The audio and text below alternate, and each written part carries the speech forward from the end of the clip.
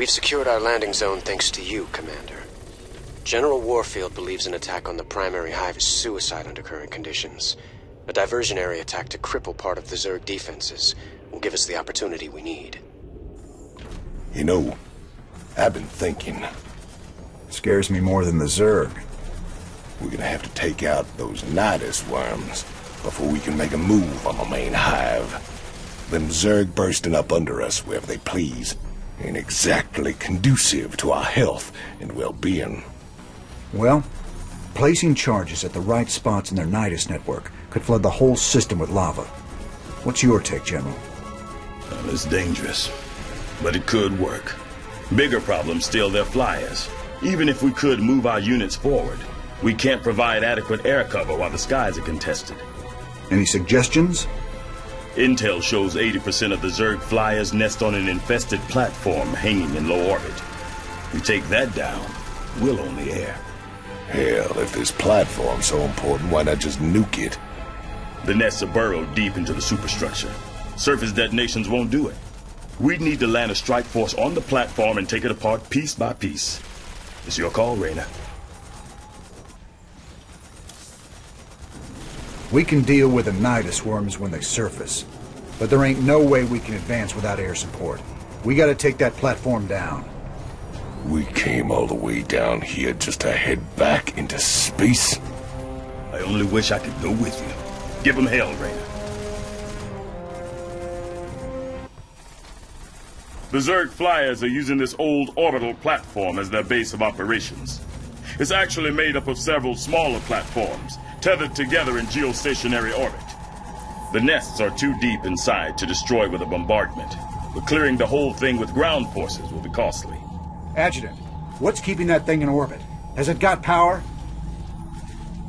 Affirmative. Thermal readings indicate intense heat coming from the platforms. Core temperatures are kept stable by a series of coolant towers, still operational despite the Zerg infestation.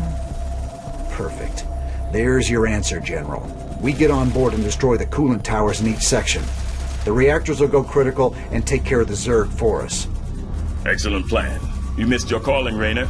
You would have made an outstanding staff officer. I reckon I'm right where I'm meant to be, General. Now let's get saddled up and hit that platform. Kerrigan won't be giving us a second chance. Hello everyone, I am Mike from Visual Gaming, and this is StarCraft 2 Wings of Liberty. I am playing the Shatter the Sky level. This is if you select General Warfield to get rid of all the air support for the final fight with Kerrigan. If you want to see me do the other mission with Tychus, where you have to just kill all the Nidus worms, which is more fun and I think more easy, I've done that walkthrough as well, so go check that out.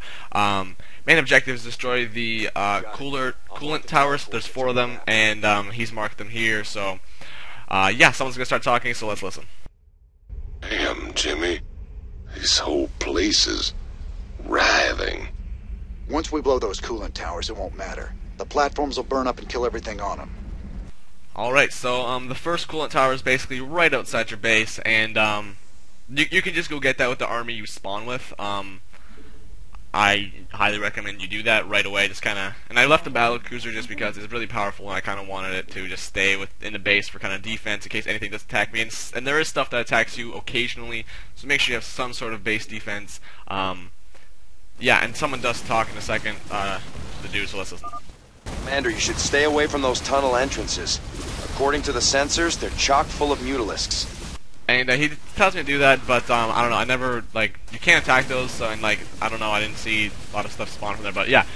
Basically, just clearing out the base first. You can actually just not clear out the base at all. I did this the whole time when you could have just destroyed the coolant tower, and this would all just be dead soon anyway. But whatever, it's fine.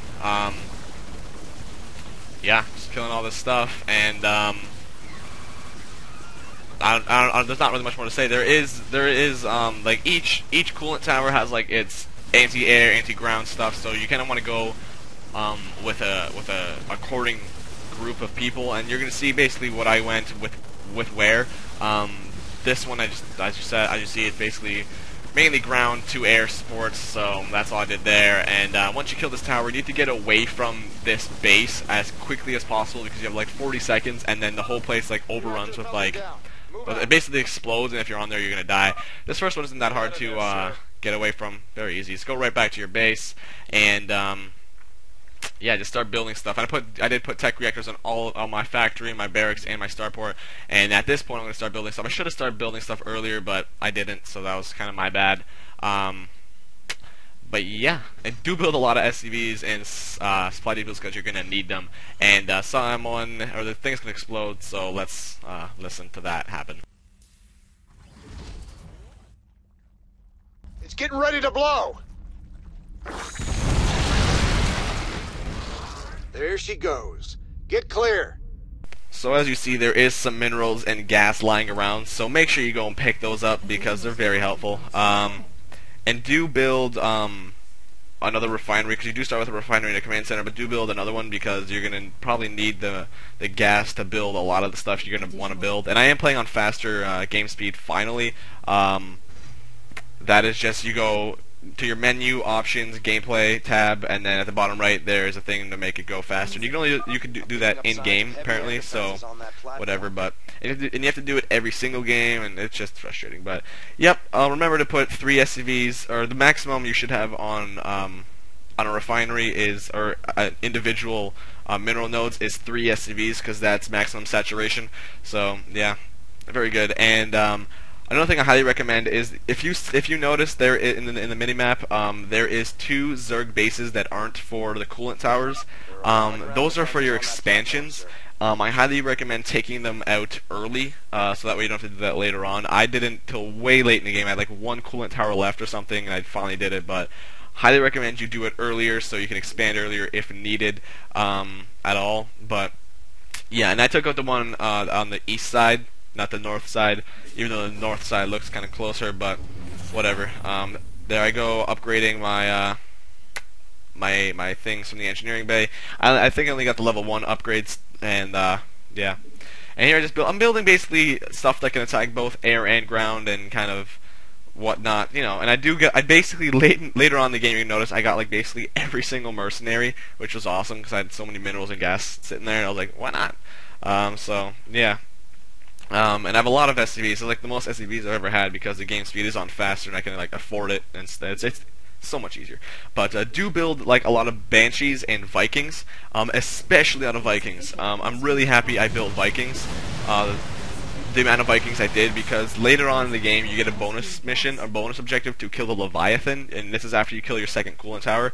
And the Leviathan is huge, and it's air, and oh my god, like I was like, wow, that's a good thing I built those Vikings, because most of them died, but I did end up killing the Leviathan, so good. And at this point I'm building a wall off with my supply depots like I would in multiplayer, just because why not, you know, if in case anything ground comes. I don't think anything ground does come, it's only air support, so yeah.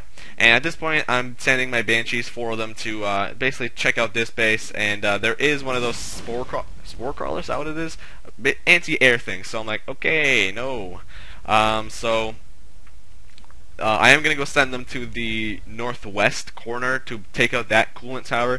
There's like 1 or 2 spore crawlers there and a couple hydralisks that spawn, but overall, nothing too big. And as you see, I think this is where I start getting some. No, it's not.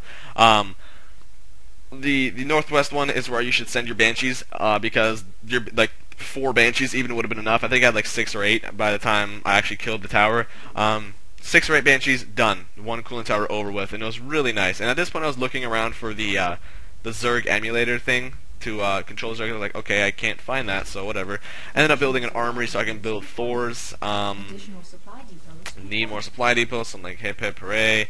Yeah, I'm just building them basically a couple at a time, and I know I can get an SCV to build like 2 supply depots in a row, but I hate doing that because in the time it takes 1 SCV to build. Oh, and here yeah, there is ground stuff. Look at that. All right, but there is a couple whatchamacallits, banelings. Then I was like, oh my god, thank god I killed most of them. But yeah. Anyway, so as I was saying, in the time it takes one SCV to build 2 things, I could already have 2 supply depots, you know what I mean? Like, I know I'm losing a little bit of minerals, but overall, I'm getting 3 supply depots faster than I would if I just sent 1 SCV to build those 3 supply depots.